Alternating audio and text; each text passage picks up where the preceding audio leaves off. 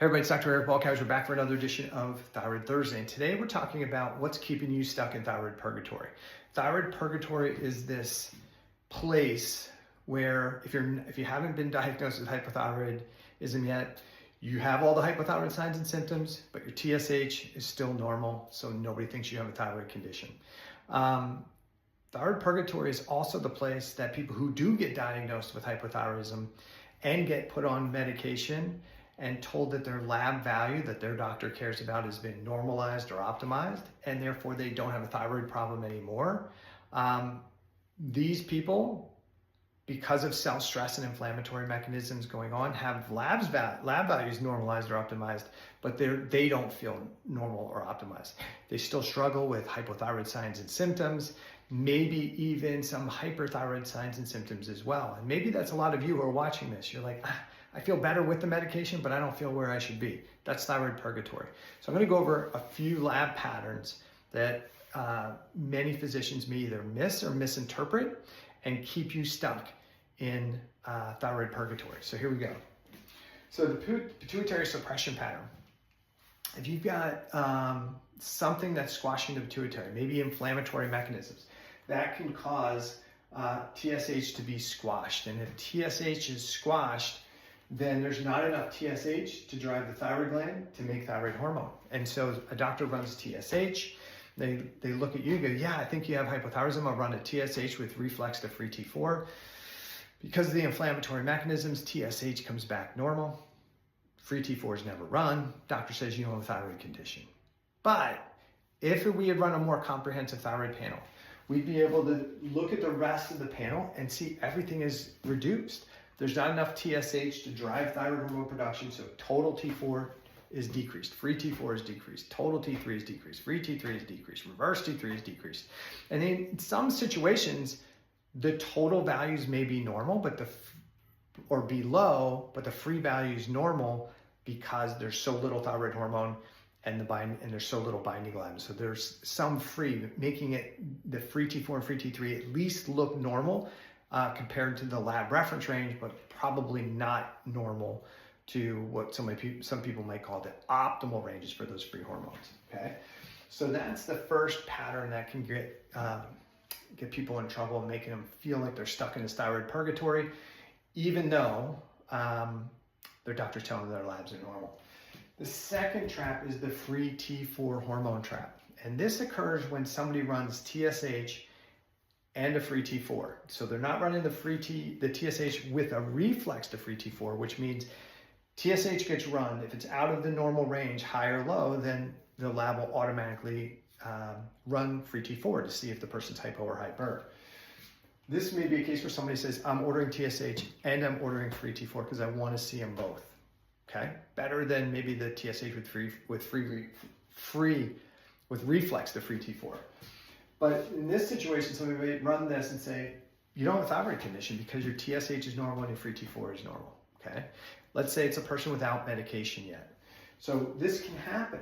Why can it happen? Because they're not converting that T4 to T3 at the cellular level. So the thyroid gland makes primarily T4. It makes a little bit of T3, but the cells need T3. How do they get them? They either pull T3 out of the bloodstream, bring them in and use that T3 for a period of time, then push it back out to the bloodstream so another cell or tissue can use it. Or two, they bring T4 in, convert it to T3, hold on to it for a much longer time frame before putting T3 out into the bloodstream. But the cells need T3. So you could have a normally healthy gland, it's making plenty of T4, therefore TSH, free T4, total T4 are good. However, because of immune inflammatory cell danger processes going on, your reverse T3 is elevated, total free T3 are decreased. This is an underconversion issue. This is not a situation that's going to be fixed with more T4 anyway, okay? Reason one of a lot of physicians don't run total T3 or free T3 or reverse T3.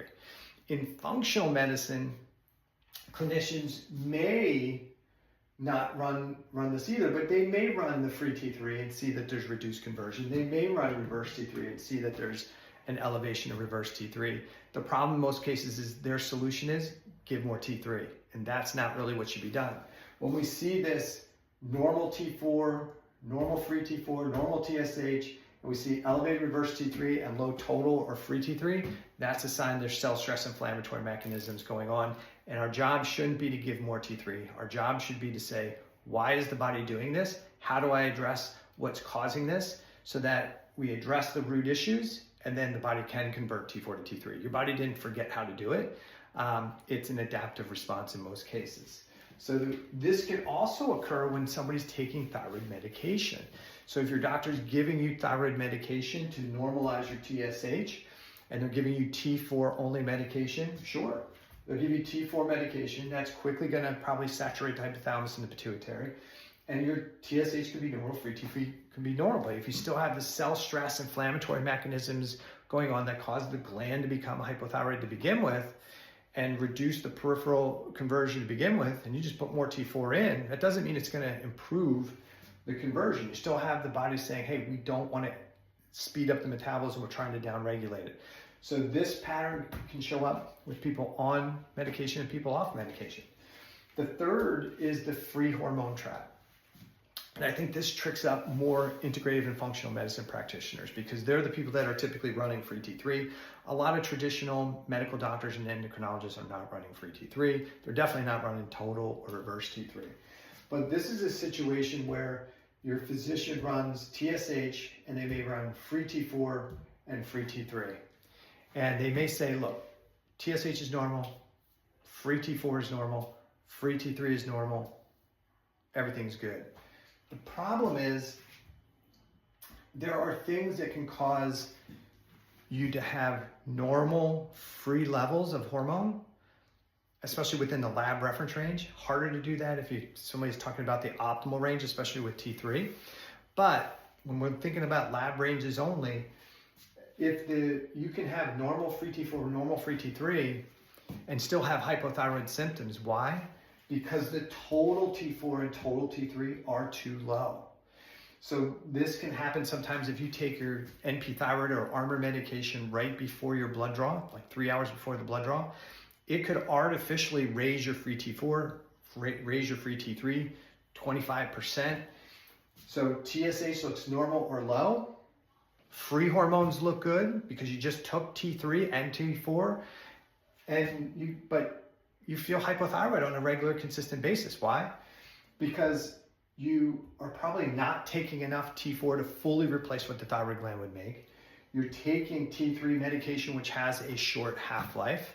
And so after the medication, peaks, you're slowly reducing the amount of T3 in the system for two reasons. There's probably a cell stress inflammatory mechanism going on that's causing reduced T4 to T3 conversion. And two, you're probably suppressing the thyroid gland, not taking enough T4, and that is causing you to not have enough T4 in circulation on a regular basis. So the cells can't bring T4 in to convert it appropriately. So this is another pattern.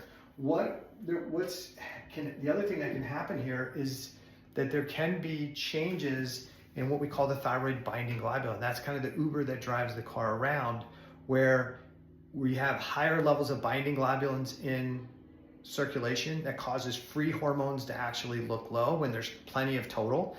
And the opposite can be true where there's not enough binding, where there's low levels of binding globulins because there's low levels of total hormones and the free hormones actually look fairly normal. And so somebody might assume that there's enough thyroid hormone, but they miss it because they didn't run the totals. So these are some patterns to look for on your labs to see if maybe these are one of these reasons is the reason why you still persist with chronic hypothyroid signs and symptoms, despite a TSH is normal, free T4 is normal, or a free T3 being normal because it's being manipulated. So what do I recommend? I recommend you try and advocate for the most comprehensive thyroid panel you can get. And if your medical doctor or endocrinologist doesn't want to run it, or your integrative practitioner doesn't want to run it, go to one of these direct-to-consumer labs where you can run the full panel on your own, and you can start to look for this pattern. If you're seeing somebody and you're stuck in thyroid purgatory, not getting to where you want to get to, reach out to a functional medicine practitioner who's going to look at labs maybe a little bit differently, interpret them, and look for the real root issues and not look for, hey, how do I manipulate your labs into range? If you have any questions, put the questions below wherever you see this video. You can always DM me on Instagram, and you can always go to my website to schedule a complimentary discovery call. We can talk about what's going on with you and how I might be able to help you. Take care.